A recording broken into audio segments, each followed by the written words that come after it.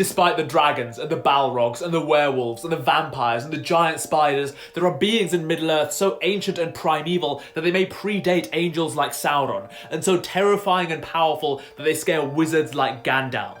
These are the Nameless things.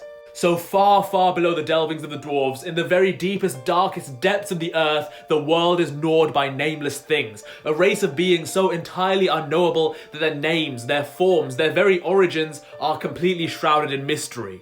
How long have they been there, in the caverns beneath the mines of Moria? How many are there? Where do they come from? What are they? Many believe the Watcher in the Water to be one of these nameless things, who tunneled its way to the surface of the world through dwarven mining.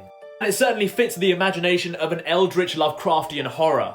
But the only being to have truly seen a nameless thing and lived to tell the tale was Gandalf.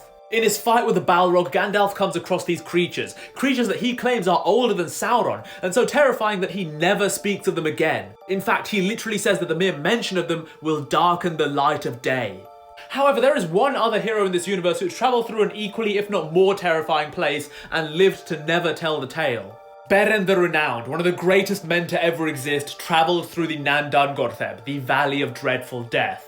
The valley was said to be filled with deadly gloom, and the thin water that passed through there was defiled and perilous to drink, for the hearts of those that tasted them were filled with shadows of madness and despair. The valley was defiled by Ungoliant, the gargantuan primordial spider-like creature of darkness, whose origin and ultimate fate remain unknown. Could she be a nameless thing?